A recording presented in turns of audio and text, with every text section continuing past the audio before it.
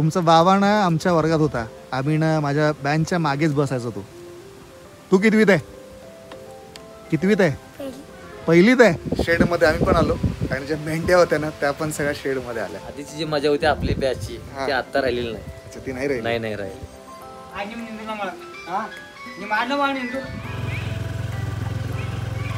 मी होतो 5वीला असताना, हा माझा 5वीचा वर्ग होता, 5वी अ चा वर्ग होता. एक मुलगी होती माझ्या वर्गामध्ये, ती ना माझं नेहमी नाव लिहायची आणि मग सरांना सांगायचे, मग सर येऊन मला मारायचे. आठवलं मला.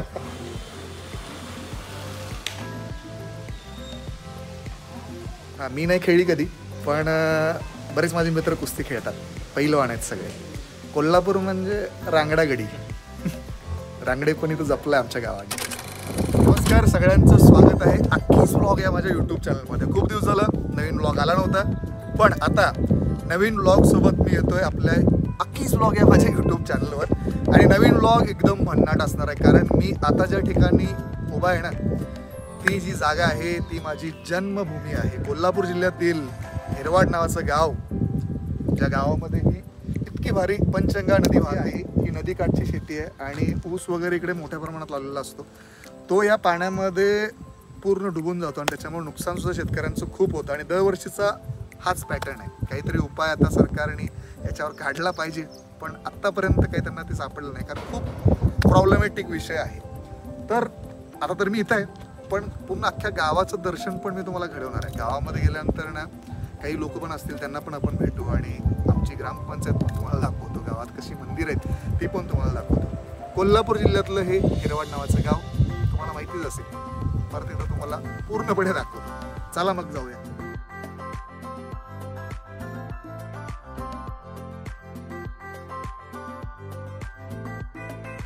झालं असं की परत एकदा पाऊस आला आणि पाऊस आल्यानंतर इथे एक शेड होतं, शेडमध्ये आम्ही पण आलो आणि ज्या मेंढ्या होत्या ना त्या पण सगळ्या शेडमध्ये आल्या.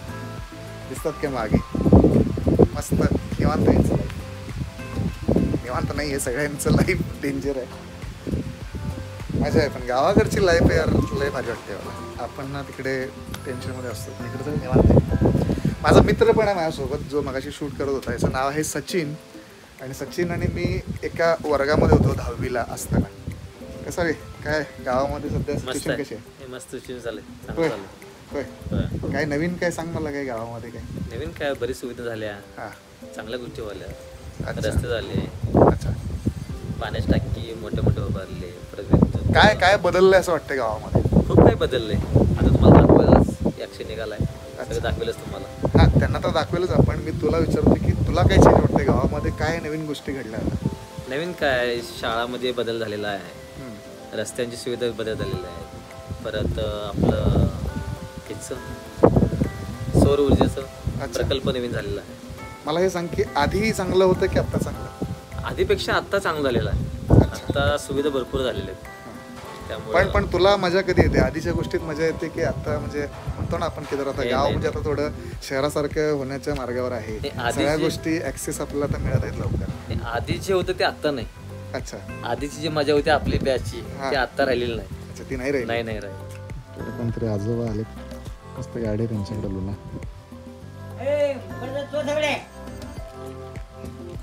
मस्त रेनकोट पण घातला त्यांनी.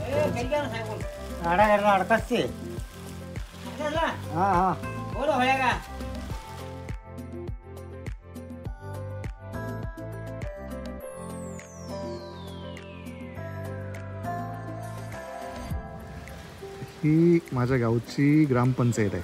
ग्रामपंचायत हिरवाड, तालुका शिरोळ, जिल्हा कोल्हापूर. आधी वेगळी होती, नंतर बांधकामानंतर अशी झाली आहे.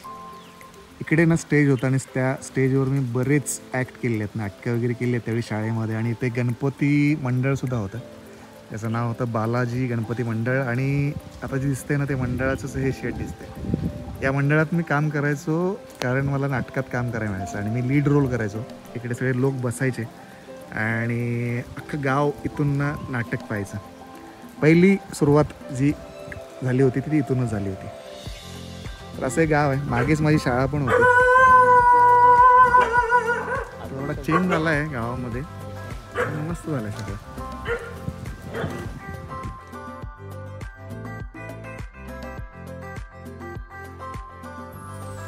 आता जी जागा आहे ना, ही गावातली जागा माझ्यासाठी खूप स्पेशल आहे. कारण जवळपास इथे मी 3-1 वर्ष या ठिकाणी होतो. यासाठी होतो कारण ही माझी शाळा होती ॲक्च्युली. म्हणजे शाळेला बिल्डिंग नव्हती स्वतःची, तर त्यामुळं एका ठिकाणी ती भाड्याने शाळा होती. आता ती शाळा बनली आहे माझ्या घराजवळच, आता ती शाळा झाली आहे, मी तुम्हाला दाखवेल.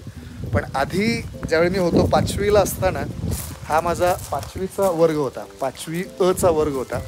आणि असे बेंचेस होते आतमध्ये आणि जवळपास 81 मुलं आमच्या वर्गामध्ये होते. सचिन, तू पण माझ्यासोबतच होता इथं. होय होय. तर तू कुठं बसायचो, कुठल्या बेंचवर? मी मागं बसायचो. तू मागच्या बेंचवर बसायचो? होय. मी पहिल्या बेंचवर बसायचो. आणि त्यावेळी ना मुलांमध्ये आणि मुलींमध्ये लय रायवलरी असायची. एक मुलगी होती माझ्या वर्गामध्ये, ती ना माझं नेहमी नाव लिहायची आणि मग सरांना सांगायची. मग सर येऊन मला मारायचे. आठवलं मला. खूप मजा मस्ती होती शाळेमध्ये, खूप माझे मित्र होते. आणि पर्या म्हणजे प्रशांत आणि सुनील आणि परत सचिन, वैभव पाटील माझा क्लासमेट होता जो माझ्यासोबत बसायचा, योगेश माळी होता आणि रामदास माने होता. खूप सारे मित्र होते. आकाश माने मिस करतोय सगळ्यांना. सचिन आज माझ्यासोबत आहे. गावामध्ये सगळे बिझी असतात त्याच्यामुळे भेटणं नाही होत, पण शाळेमध्ये तर मी आता आलोय. इकडे ते ऑफिस होतं आमचं, जे दिसतंय ना वर, जिथं आता स्वस्त धान्याचं दुकान दिसतंय, तिथे ऑफिस होतं. आणि त्या ऑफिसमध्येच मध्ये गेलात ना की तिकडे 7वी अ चा वर्गसुद्धा होता. हे जे 5वी अ च्या बाजूला लगेच 5वी ब चा वर्ग होता. इकडे 5वी ब होता. इथे मध्ये गेट होता आणि इथं एक ग्राउंड होतं मस्त. त्या ग्राउंडमध्ये आम्ही खूप सारं क्रिकेट वगैरे खेळायचो.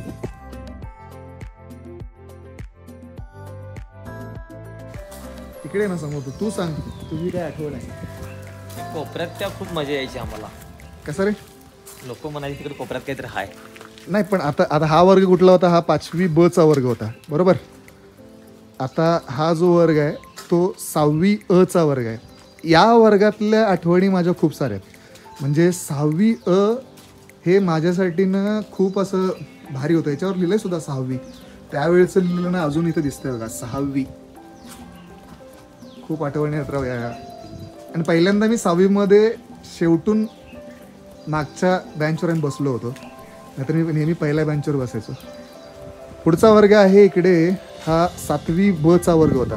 आता परत ही कोणीतरी शाळा भाड्याने घेतली आहे, काहीतरी इंग्लिश मिडियम स्कूल सुरू झाला आहे म्हणे इकडे. हा जो बोळ होता ना, हा एक जो बोळ होता, या बोळातून आतमध्ये जावं लागायचं. आणि इथे एक वर्ग होता, या वर्गामध्ये 6वी ब ची मुलं बसायची. म्हणजे माझेच बॅचचे पण दुसऱ्या डिव्हिजनचे. असं मागं हे गाव आहे पूर्ण. खूप भारी गाव आहे आमचं, म्हणजे हिरवळच हिरवळ आहे.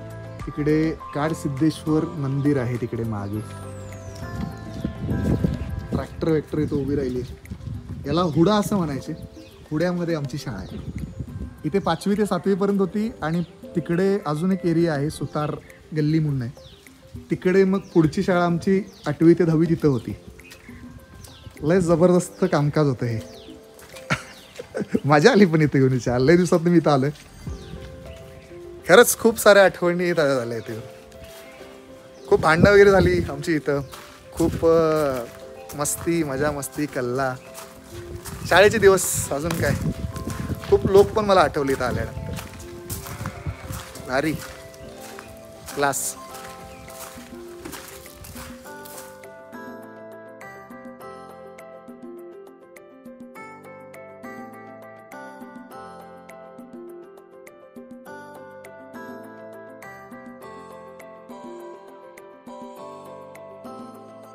हे माझ्या गावचं स्टँड आहे, बस स्टँड. एकदम टिपिकल असं बस स्टँड आहे. आणि संध्याकाळी 9 नंतर इथे शुकशुकाट असतो. सगळे लोक जाऊन घरी झोपतात.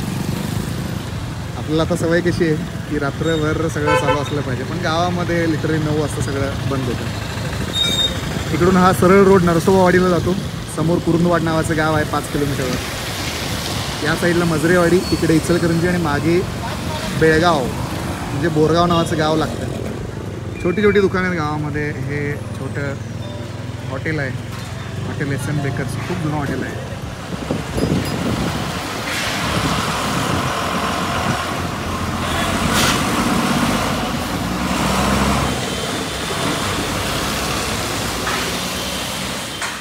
सध्या मी गावाच्या ना स्टँडवर उभा आहे आणि मागे ना एक स्मारक दिसतंय छोटंसं.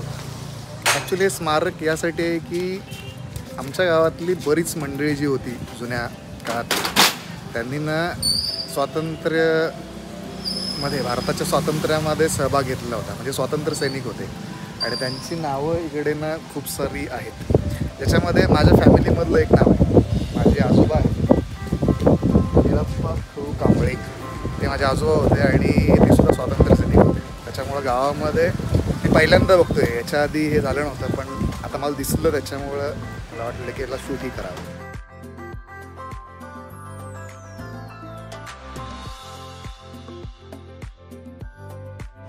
हा गावाच्या आतमध्ये जाणारा रस्ता आहे, म्हणजे मी जिकडे राहतो ना त्या एरियामध्ये हा जाणारा रस्ता आहे. याला माळ भाग म्हणतात. सध्या मी ज्या ठिकाणी उभा आहे ना, ही जागा आमच्या गावातल्या प्रत्येक माणसासाठी खूप ना श्रद्धेचं स्थान आहे. म्हणजे असं आहे की आमच्या गावातलं हे आराध्य दैवत आहे. संतूबाई नावाची देवी आहे. या गावामध्ये जिथे काही लोक राहतात त्या सगळ्यांच्यावर या देवीचा आशीर्वाद आहे आणि त्याचंच हे ठिकाण आहे. या देवीचं हे मंदिर आहे. लहानपणापासून मी इकडे येतो. नेहमी कधी आलो तर इकडे येऊन देवीचं दर्शन घेऊन मी जातोच. म्हणजे असं म्हणतात की या गावातल्या प्रत्येक माणसाच्या डोक्यावर या देवीचा हात आहे. माझ्याही यशामध्ये खूप हात नक्की असेल, कारण ही जागा माझ्यासाठी खूप जिव्हाळ्याची. ॲक्च्युली मी शाळेमध्ये होतो ना त्यावेळी इथं ग्राउंड होतं समोर त्या देवीच्या मंदिरासमोर आणि त्या ग्राउंडवर आम्ही क्रिकेट खेळायचो.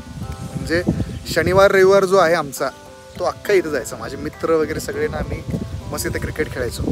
हे असं आता इथं शेड वगैरे मारला आहे, पण इथं समोर ना ग्राउंड होतं आणि इथून बॅटिंग आम्ही करायचो. इकडे त्याला 6 होतात. खूप सारे 6 मी मारलेले आहेत त्या काळामध्ये. बॅटिंग मस्त करायचो. माझी टीम होती आणि माझ्या गावातल्या खालच्या मित्रांची टीम होती. असा मंदिराचा परिसर आहे. इकडे यात्रा पण भरते मस्त.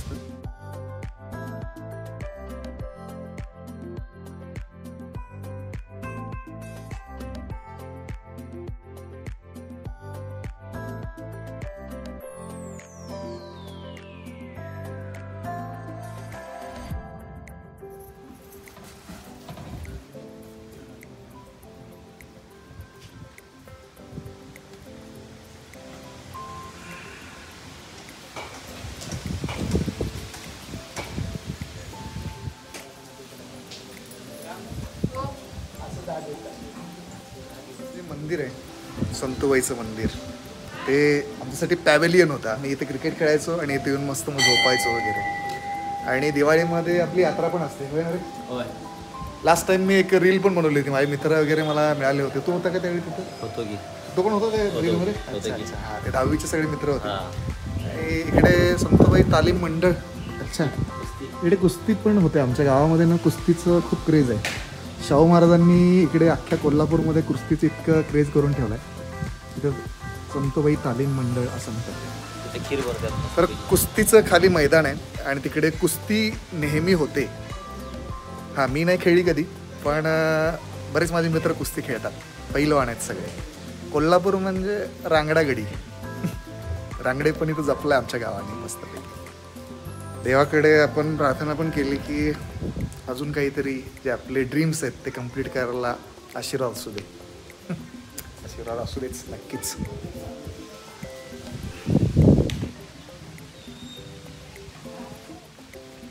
दर्शन घेऊन तर मी बाहेर आलोच आहे. इकडे सुद्धा आम्ही क्रिकेट खेळायचो. इथं सुद्धा एक पिच आम्ही बनवलेलं होतं आणि ही झाडं आहेत ना, ही आत्ता लावलेली आहेत असं मला माझा मित्र सांगत होता. आधी इथं झाडं नव्हती.